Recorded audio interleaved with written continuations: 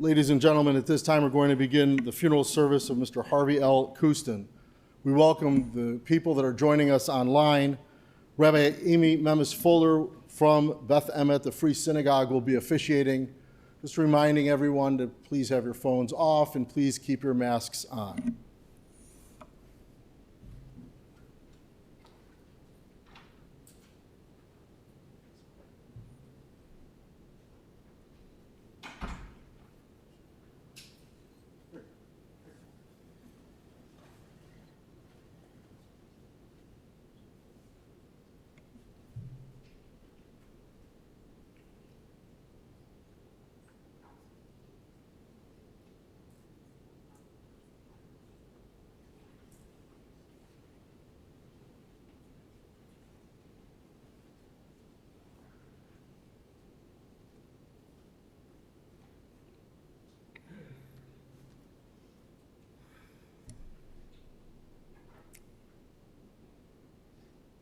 Death has taken our beloved Harvey Coustan. Our friends and family grieve in their darkened world. In their silence, there is lamentation. In their tears, there is loneliness. Lost in their sorrow, may they find the presence of loving friends. Hear them, O God, and be with them.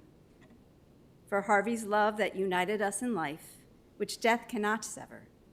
For his companionship that we shared along life's path, and which continues through the tenderness of memory, for the gifts of his heart and mind that brought us joy and happiness, and is now a precious remembrance. For all these and more, we give our thanks to God. In this time of grief, we listen to the voice of our sacred scriptures that brings us the ever-new message of God's nearness. It tells us of our kinship with the Creator, in light as in darkness, in joy as in sorrow, in life as in death.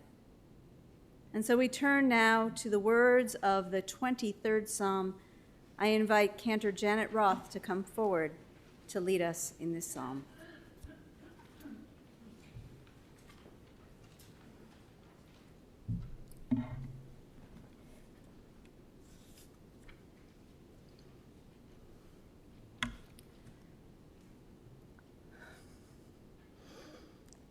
A David song. God, my shepherd, you supply my needs. I don't ever feel deprived. You feed me in the meadows. I am led to quench my thirst by a quiet stream. You stir my soul and guide me gently through the thicket of right action. Such is your fame. At times I must make my way through the dark and dangerous gullies, but because you are with me, I won't panic if I have to face evil. Both your rebuke and your bracing support give me comfort. In the presence of adversity, you set me a feast at which my anxious head is soothed, and my thirst is amply slaked.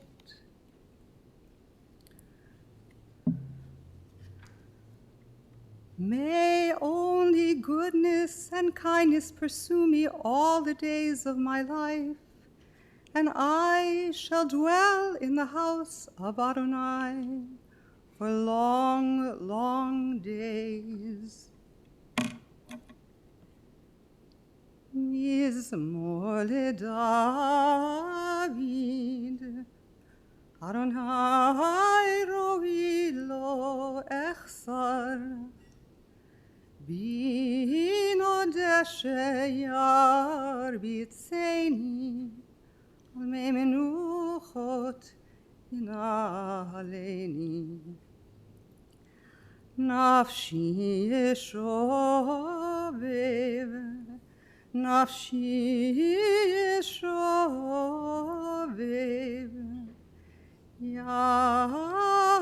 Yanecheni v'magle tzedek leman shemo. גם גאלך בגיא צל מוות, לא אירא רע כי אתה עמדי, שבטך ומשענתך,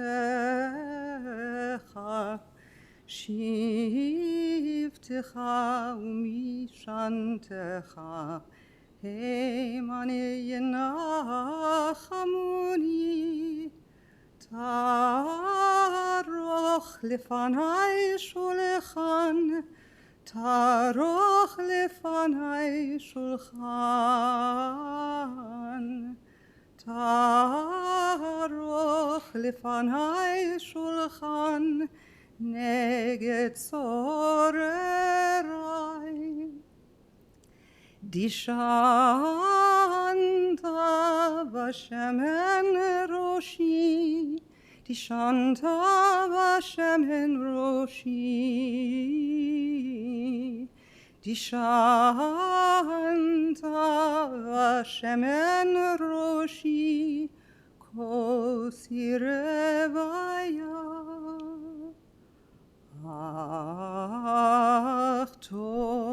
אך טוב וחסד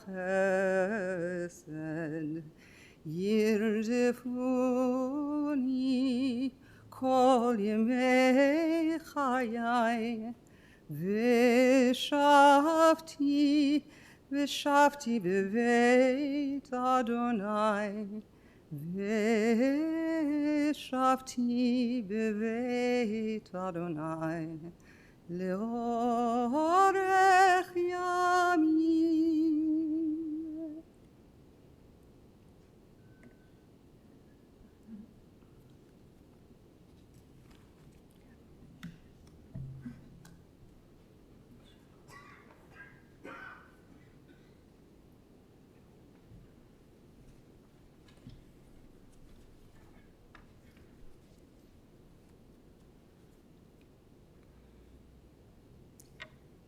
This week, Jews around the world are reading in the cycle of our Torah the end of the book of Leviticus, the Torah portion Bechukotai.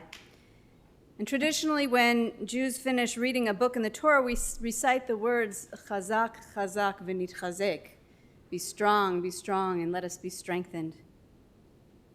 Today, we are gathered to mark the end of the book of the life of Harvey Coustan, and we celebrate his life as we acknowledge that we will start anew. It's hard to believe that we move on to a new book, one in which Harvey is now with us in our memories. And so in this time of grief, let us be strengthened and comforted by recalling some of the stories of the book of Harvey Coustan's life. And we do so this morning by inviting the voices of those who are especially close to Harvey to share some words with us today. I'd like to invite first Sue Nadell to come forward reading the words of Harvey's rabbi, Rabbi Joseph Edelheit.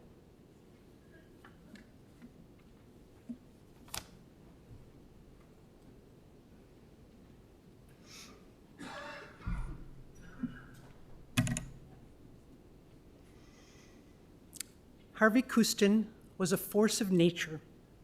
There was rarely just a little Harvey. He was one of the only people I ever knew who, like me, didn't understand how loud he was. He just thought others were whispering.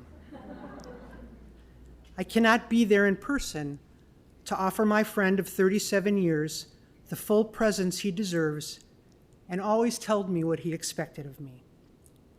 He once said to me that the two of us worked with the only two certainties in life, taxes and death. Yes, Harvey, I come back to celebrate your life and thank you for being in my life, because like all the taxes and tax laws you understood, now death has suddenly taken you from the family you loved with so much care, concern, and devotion. I will always be proud that he called me his rabbi, not a title that he used without serious strings attached. We met in 1985 when I was asked to do Arlene and her brother Herb's mother's funeral. This led to a dinner party during which I met Andrea and Danny, then did their wedding, and then my role in mentoring Andrea as she chose to leave her world of math and consulting to become a rabbi. Harvey was deeply and profoundly Jewish, but immediate in his questions and critiques of theology, prayer, and oh, so many questions. Have you ever tried to eat lunch with someone who keeps asking serious questions and then waits for your equally serious answers? Well, Joseph, why so quiet today? When Andrea went to Israel for her first year at HUC, the first Gulf War started. I got at least one call every day to make sure that he was letting me know who would be accountable if anything happened. And why wasn't I calling her to come home now? And though nothing happened, and she and Danny were fine, and she came back and has matured into one of the leading rabbis in America, he never stopped holding me responsible for how worried he and Arlene were. Being Harvey's rabbi, child, sibling, partner at Ernst Young, wife of 52 years, being in a full relationship with Harvey was extraordinary. But it is all of Harvey, and his fierce love could not be dialed down.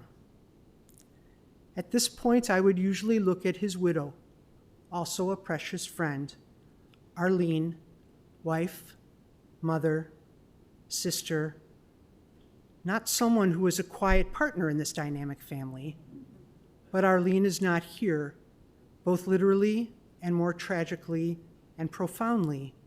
She is not here among us, but imprisoned in her tragic illness of dementia.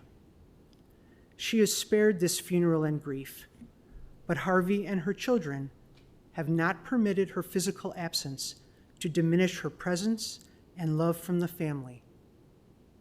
Harvey, like so many like him, did not stop being the husband, friend of so many years, caring, visiting, regardless of her inability to acknowledge. Harvey was an intense parent. His concern, generosity, and engagement at the best and worst of times was matchless, but so was his unsolicited opinions about almost everything in an adult child's life that should probably be more graciously ignored.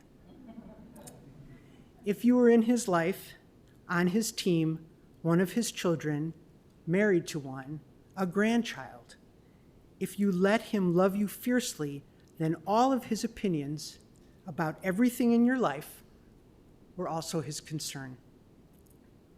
He suffered profoundly when his Brad was ill, battled valiantly, and then died far too young. He once shared that no matter what answer I could ever offer to explain this tragedy, he would never forgive the universe for his son's pain. His devotion to his family had no boundaries of time, space, or circumstance. Harvey's presence as a father was as relentless as his passion about integrity and his work ethic. Again, it was always all, never just some. Pride was important to Harvey. In Chicago, the White Sox, Bears, Bulls, winning or losing. He was demanding in his pride of his children. He did not give out simple participation awards. You earned his respect, but once earned, he was the first to tell of your latest achievements. Andrea and Danny, Liz, Chuck and Hillary, Brad and Helene, everyone went through the same boot camp and then found their drill sergeant had become the loudest personal cheerleader ever. Grandchildren, Yona, Leora, Ellie, Ari, Maya, Aiden, Victor, and Ava have each known him differently, each with their own stories of his laugh, sports, cheering, hugs, and even a few of those quiet times when he just listened. Opinions? Yes, my friend Harvey had a few about everything. If he asked you for your view, he was sincere, so he could then explain how and why you should change. When I told him early in our relationship that I went to Cal Berkeley in 64 to 68, oh my God, he never stopped. When I served in the Clinton White House, he would let me know how many different ways the world as we knew it was at risk. Of late, he was gracious in acknowledging he too was finding new and different paths, even smiling when I reminded him of his past chiding. Yes, he was learning late in life what some had already learned. He never once stopped having his opinions about politics, economics, sports, theater, books. Did I mention politics? And always those he loved the most. He lived fully, fiercely, and as he modeled to us all, live fully with a devotion to those who fill your heart with the love now. That love is now eternal.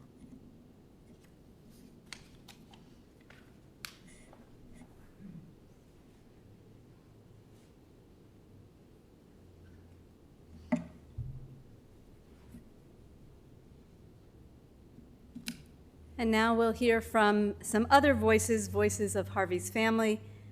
We invite Helene, his daughter-in-law, followed by Liz, his daughter, followed by Charles, his son, and then his daughter, Andrea.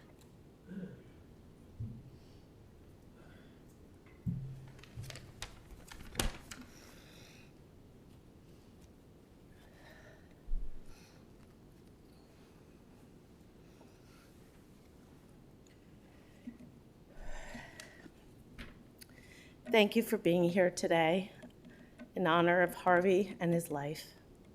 For those of you who don't know me, I'm Helene, Brad's wife and Harvey's daughter-in-law. I first met Harvey over 25 years ago when I first started dating Brad.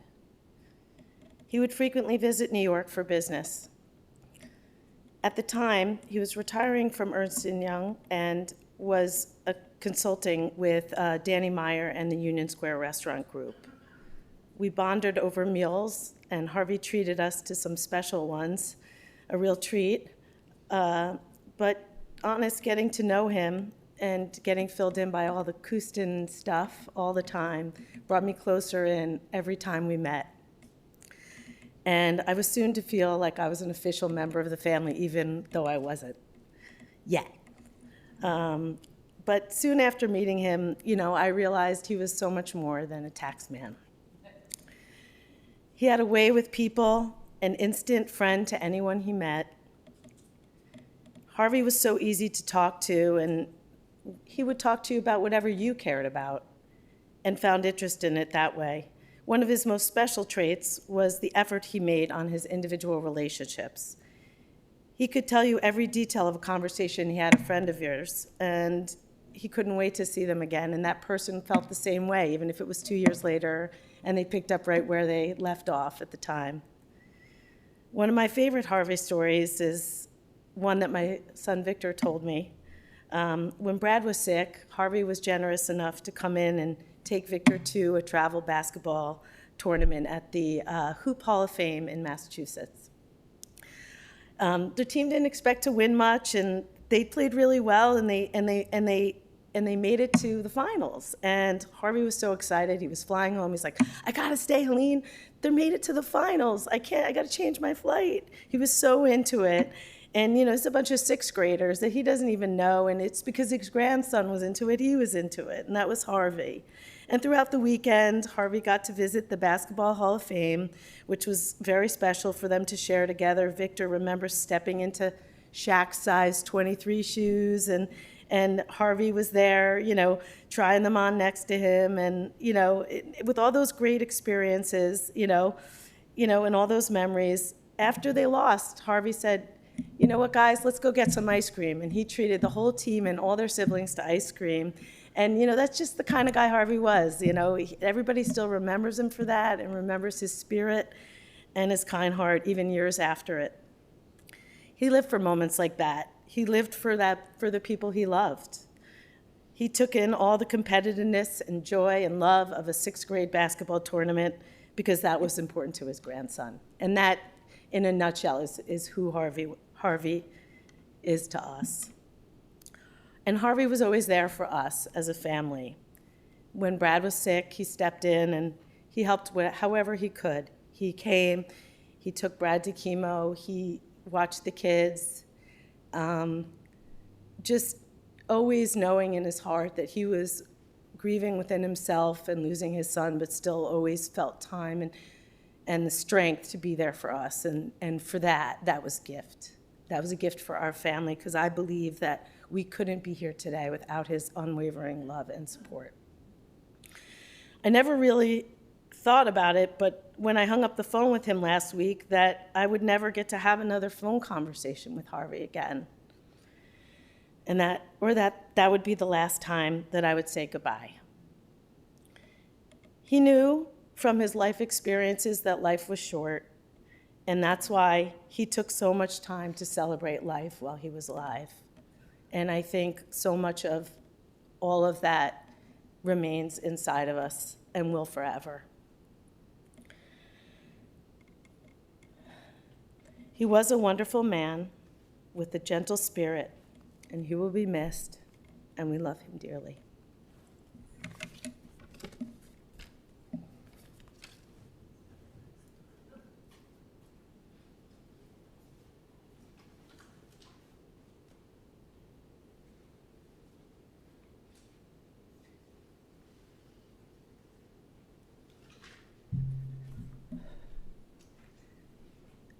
So I'm not the public speaker in the family, so if I fall apart, please forgive me. Growing up as Harvey Coustan's youngest daughter was one of my favorite roles in life. While you all know he had a very accomplished career, he was also a very involved dad. No matter how much he worked or traveled, he always found time to help with homework, attend an event, serve as an Indian princess leader, or coach a team. In fact, it didn't even matter if he knew much about the sport he was coaching. He was a soccer coach for the worst little girls team in the league. It was the fact that he wanted to be with us and teach us. He spent countless hours in the backyard teaching my siblings and me how to throw a softball or football, and equally made sure our papers were grammatically correct. We were probably one of the most competitive families around. We played some serious games of ping pong, Risk, Monopoly, and Scrabble. And despite being the youngest, I was expected to hold my own. I used to make everyone be quiet so that I could concentrate during the last point in ping pong. I would say, shh, shh. He made sure we knew the meaning of hard work and earning money. We had family meetings with a gavel to discuss rules, chores, and how much allowance we would get. We even had a secretary take minutes from the meetings. For every bag of leaves we raked, we earned a quarter. We earned money for mowing the lawn and even driving him to the airport. We had a little capitalistic microcosm at the Coustan household. We were also made aware of the world around us and what was happening in politics. Elections were a big deal for the Coustans. We followed them closely, and we often rooted for our favorite candidates. Back in the early years, my dad voted for Republicans. My mom was a liberal Democrat. Dinner table debates were always lively, with my parents opposing views on the importance of the military or the necessity of a strong safety net. Yet no matter how much they disagreed on politics, they realized they had more in common than not, and that their love for each other mattered more than who was to the left or to the right. Just after the 1980 presidential election, I went to use my elementary school typewriter and wrote letters to both Ronald Reagan and Jimmy Carter. At that point, I didn't identify with either party. To Reagan, I wrote a congratulatory letter, and to Carter, I let him know I was sorry he lost. But the crux of both letters is that I asked them both if they knew my daddy. He was a tax man. I thought my dad was famous and that everybody knew him. My dad was so proud of the letters that he had them published in the Arthur Young newsletter. That was the first time I was ever published. Throughout my life, my dad was not just my number one fan, but my number one advice giver. Whenever I chose a major, a job, or a boyfriend, I always sought his counsel. I admired his ability to understand me, sometimes better than I even knew myself, to guide me towards things and people that would make me happy. The night he died, I went to see him, and he struggled to communicate. The last word that I understood from him was baseball. So I put on the White Sox game, and I left him as he was watching his favorite team. I never thought I'd be standing here today at his funeral. I loved my dad dearly. He reminded me frequently that he chose me and that I always be his daddy's little girl. I'm comforted by knowing that he and Brad are reunited and watching baseball. And Daddy, I love you a lot.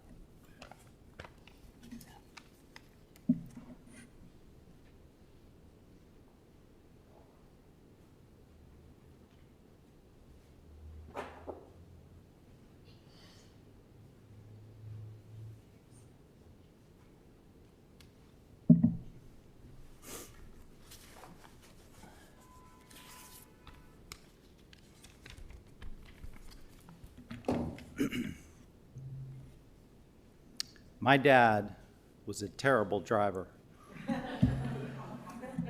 He didn't straddle two lanes on the highway because he was indecisive. Anyone who knew Harvey knew he was never indecisive or lacked confidence. He simply was unaware of the fact that he was not fully in either lane. He was a terrible dresser. When he was still at Ernst & Young, he wore the same type of polyester blend, a light blue button-down shirt, every day with a paisley tie. Over time, the shirts would become a bit frayed and the fabric would start to pill like an old sweater. The big change in wardrobe came in the summer when he wore his attire was light blue shirt, button down, short sleeve polyester dress shirt with a paisley tie. When my brother Brad and I became teens and started to pay attention to such things, we would tease him mercilessly. He was also one of the least mechanically inclined people I knew. He couldn't repair anything. Just last week, I reminded him about the time he tried to fix his bike in the midst of a ride with my mom. After fiddling with the tools to tighten the rattling crank arms that turned the pedals, he hopped back on his bike only to discover, much to my mom's amusement, that the pedals were no longer opposite each other and that the bicycle was impossible to ride. My dad was focused on things that mattered to him and didn't bother with the rest.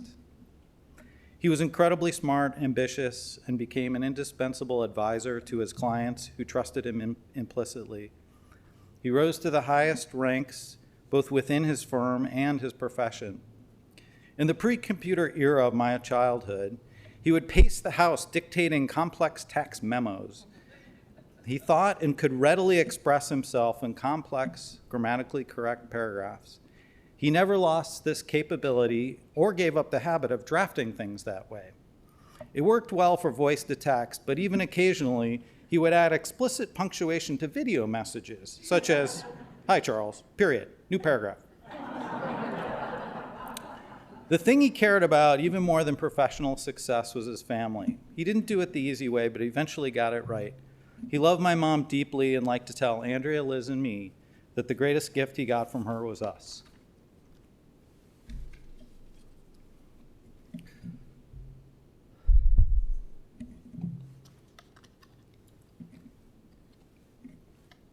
When my parents moved back to Chicago in the late 1980s after 7 years in Maryland, they bought a downtown condominium and built their dream vacation home on Lake Pawpaw in Michigan. It was a place to collect lake toys like motorboats, sailboats, jet skis for my parents to enjoy the benefits of years of hard work. More importantly, it was a place to gather with friends and family to play, relax, and of course, compete and Scrabble. Being with those they loved most was always the priority for both of our parents. He was always my hero, and when I was a young boy, I wanted to be like him, which meant that someday I would ride a train to work in a tall office building that had lots of fresh office supplies and unfettered access to a Xerox machine. As I got older, I grew to better appreciate his intellect, his wit, his integrity, and his devotion to family. One standout quality that only emerged with time was his growth mindset. Last year, Eli interviewed my dad for a school project and asked him about his greatest regret. He talked about how when he was a young professional, he didn't always show sufficient respect to those he viewed as not being an intellectual peer. My mom, who is every bit as smart as he was, leads more with her heart. My dad had always admired that about my mom, and as he got older, he became much more like her.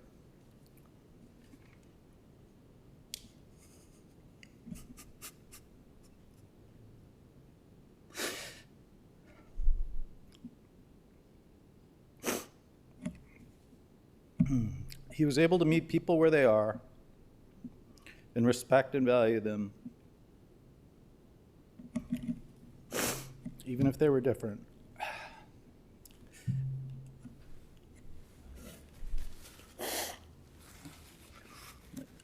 Like Liz talked about both Liz and Joe talked about his evolving political views as he grew older. Eli's final interview question was how my dad wanted to be remembered. He didn't say anything about his professional accomplishments, his stellar CPA exam scores, which were stellar, by the way, just want to make sure to get that in, or his athletic pursuits, which were very mixed, but I'm not going to get into that. He simply said he wanted to be thought of someone who cared about people. That seems like a pretty fitting way to remember my hero.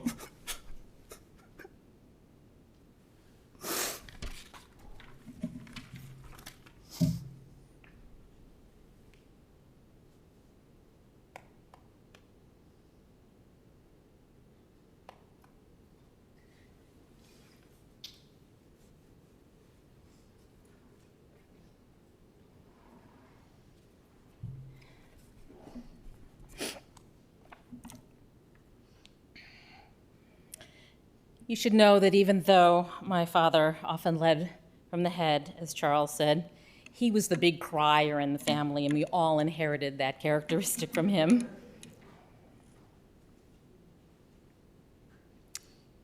Sorry, I just need to take a second to take all of you in. Thank you. I feel this big warm hug coming this way. Thank you. My father was a curmudgeon, or at least that's the initial impression he often gave. He could have a gruff exterior, and at large gatherings, he would occasionally find a spot on the couch and pull his hat over his eyes. He really did like people, but he didn't care much for small talk. He preferred, as we've heard, discussing politics, giving someone career advice, or analyzing the latest movie he had seen. My father could be irascible, stubborn, and judgmental because he set high standards for himself and for everyone else around him. But the defining qualities of his life were honesty, integrity, and love. He could be honest to a fault, a trait that softened over the years because my mother taught him that communication is not just what we say, but how it's heard. She was, as he always used to say, his most important advisor and confidant. In spite of his proclivity for bluntness, he was an empathetic listener and enjoyed hearing about other people's lives and work. No subject was off limits with my dad, a trait that was sometimes embarrassing to us as kids. As an adult, however, I really appreciated this. My father offered good counsel, he was open to people's thoughts and ideas, and he loved being challenged. Nothing was left unsaid with my dad. My memory of our childhood home was that it was filled with love and laughter and raucous debate. Our home was open, and our friends grew to love my dad after they got over being intimidated by him. When they would call and ask if we were home, he would say, "Yes," and they'd get quiet for a long time. After a minute of uncomfortable silence, he would ask one of our poor, unsuspecting friends if they would like to talk to us. "Yes," they would say hesitantly, not understanding why he wouldn't just give the phone to us. When interrogated, he would say, "They were asked if you were home, not to talk to you." That was my dad, exacting about communication and always teasing, qualities that were simultaneously frustrating and endearing. Our friends eventually learned to give it right back to him, and boy, did he love that. As children, we learned to write by example. My father would show us documents that were poorly written by colleagues at his accounting firm and ask us to correct them. My best friend from high school, Sherry, remembers how he would look over her shoulder while she was typing a paper and ask if the word she had just typed was the word she really meant to use. My father could be maddening, but we knew his corrections and challenges came from a place of deep love. He not only corrected Sherry's papers and my papers and Brad and Charles and Liz, but he attended all of our dance and theater performances and games. There wasn't an event or game or a misplaced comma that my father missed. When I think about my childhood, I also think about all the activities we shared as a family. The Coustan family owned a 6-seater toboggan, so my parents and the 4 kids could all sled together on one toboggan at Centennial Park and Highland Park. We went bike riding, skating, and skiing together, both downhill and water skiing. When we were little, we used to spend a week as a family at Camp Ojibwa in Eagle River, Wisconsin. When I couldn't get up on water skis one summer, my dad took the tow rope in hand and trudged through the water, pulling me around the lake so that I could get the feel of skiing. There was nothing he wouldn't do for his children. I also think about the amazing love he shared with my mother. They enjoyed an active lifestyle and relished their travels. They were also always the best dancers on the dance floor. My dad appreciated how adventurous my mother was and that she used to push him to do things like hike up a glacier or go hang gliding. They modeled for us what a good marriage looks like. They were open with us about their struggles and showed us how to work through issues honestly and fully, no matter how hard it might be. In the debate about nature versus nurture, my father taught us that nurture was the more important variable in our development. Even though Harvey wasn't our biological father, Charles, Liz, and I are our father's children, and like our brother Brad, embody so many of his qualities. I learned from him how to think analytically and strategically, how to work hard and pursue a goal, and how to relish a good debate. He also loved his professional life and was a very successful tax accountant, or tax man, as we used to say in our family.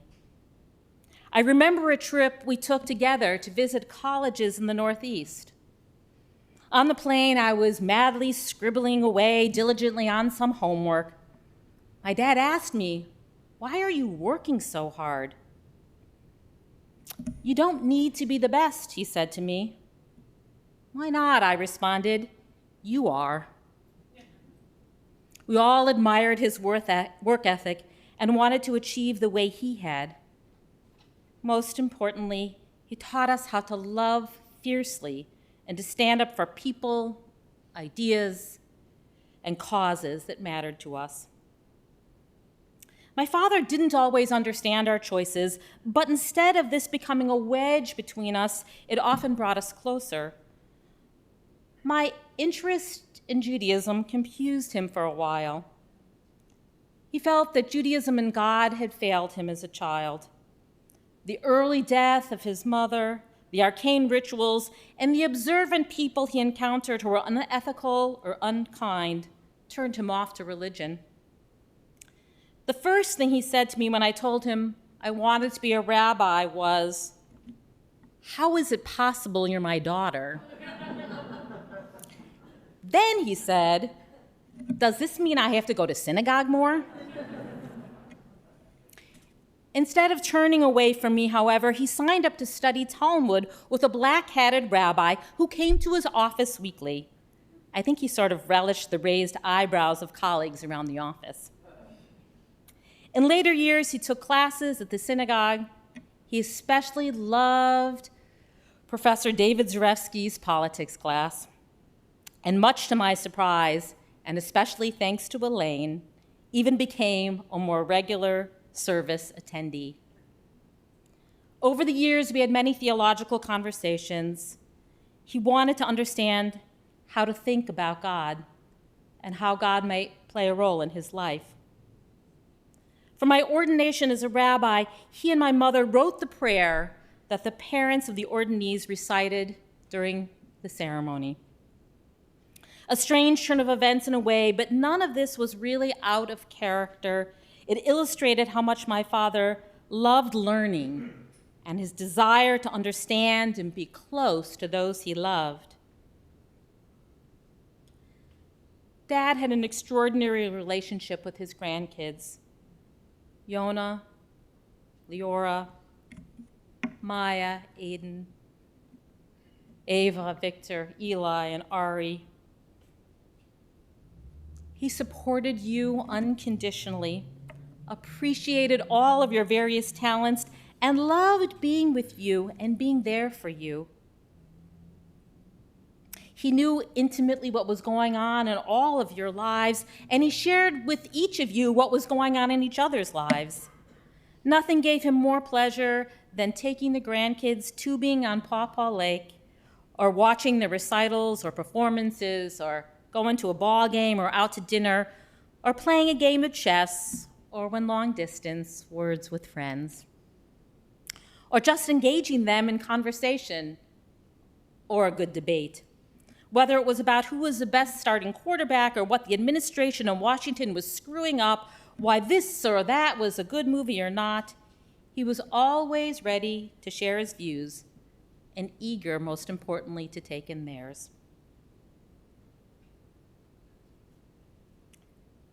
The last few years have been challenging for our family, given my mother's decline due to dementia. But my father cared for her lovingly at every step along the way. He made sure she got the best care and spent long visits with her after she moved to the Carrington Senior Living Facility. A year ago, he was fortunate to find new companionship with Elaine, with whom he enjoyed travel, the arts. She even got him to like opera, discussing current events, and laughing incessantly. We are grateful to you, Elaine, that you were such a good companion and a devoted and loving caregiver for Harvey over these last few months when his health was declining.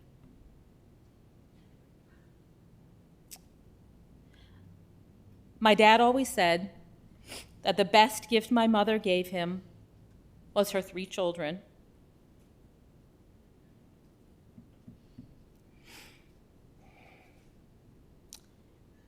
And the greatest gift for us was that Harvey Coustan became our father and relished being our father and the patriarch of my amazing family.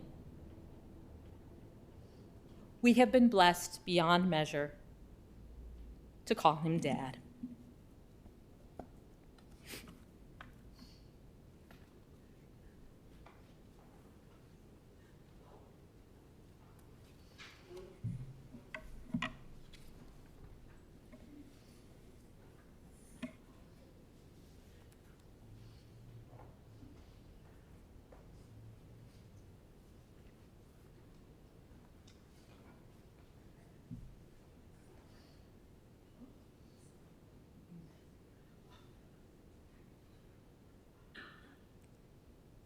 Thank you all for sharing those words and offering comfort to each one of us here.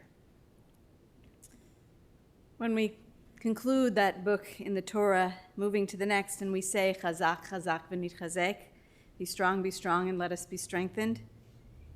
In the midst of our sadness, let us also be strengthened and comforted by one another, as well as the memories and stories which now complete the book of Harvey Coustan. As we now move to start our next book anew, although he is no longer with us in this world, something of Harvey can never die. He lives on in our memories and in the hearts of all who knew and loved him.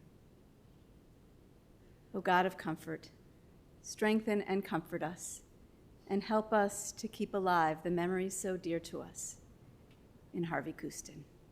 Amen.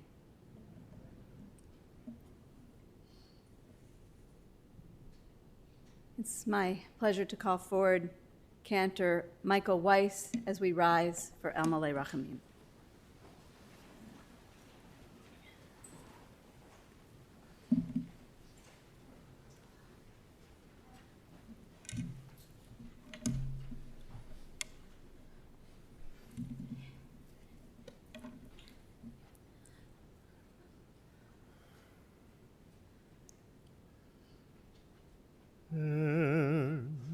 מלא רחמים,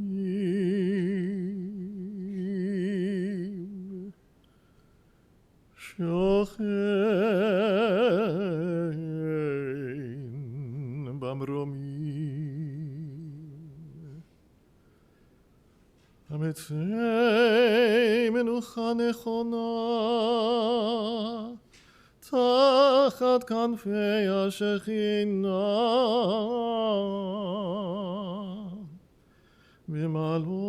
במעלות קדושים וטהורים, כזוהר הרקיע מזהירים,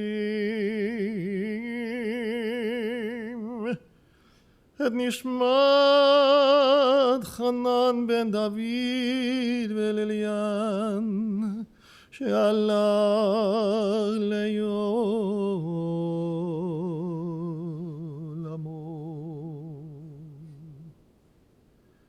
בגן עדן תהא מנוחתו, ענה בעל הרחמים, הסירהו בסתר כנפיך לעולמים,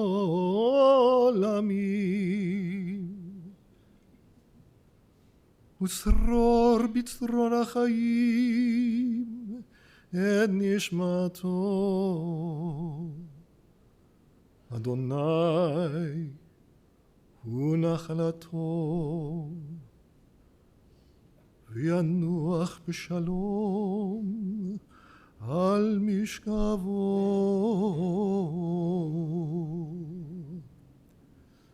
ונאמר אמן.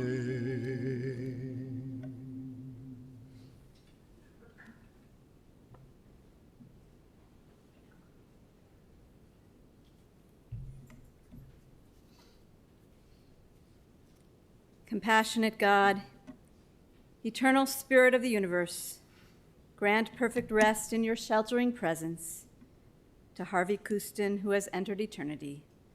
O God of mercy, let him find refuge in the shadow of your wings, and let his soul be bound up in the bond of everlasting life. God is his inheritance. May he rest in peace. And let us say, Amen.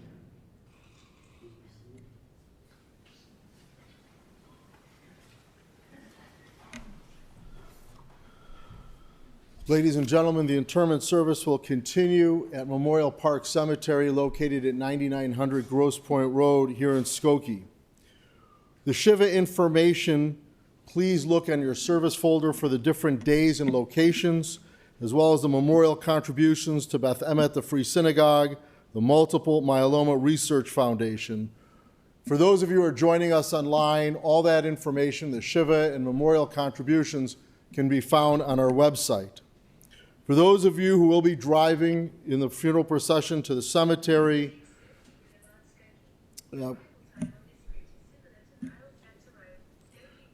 ladies and gentlemen, for those of you who are driving in the funeral procession to the cemetery, the procession will be forming in our parking lot. Please obtain an orange safety funeral sticker to place on the right-hand side of your windshield. Have your bright lights and hazard lights on at all times. For additional measures of safety, we will be providing many of the cars with a flag that will be affixed to the top portion of your car. And also, please use your horn liberally as you're going through the intersections. And please do not speak or text on your cellular phone while driving to the cemetery. Also, very important, please note that having your mask on, and please be fully vaccinated if you're going to any of the Shivas. That information is also on the service folder, as well as the information of the Shiva coordinator, Karen Bornstein.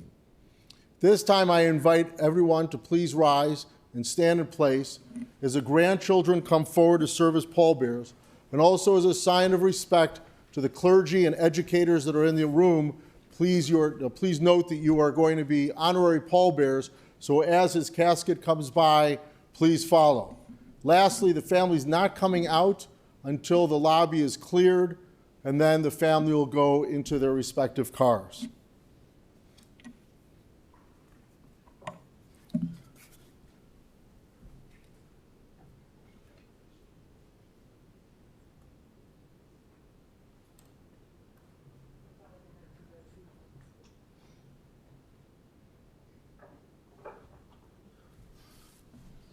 And if we could also have the clergy please come as honorary pallbearers.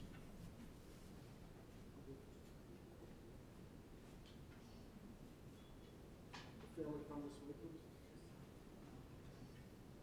Darcy?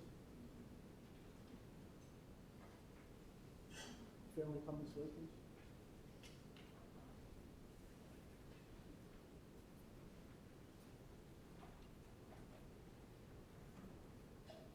Ladies and gentlemen, you may return to your car.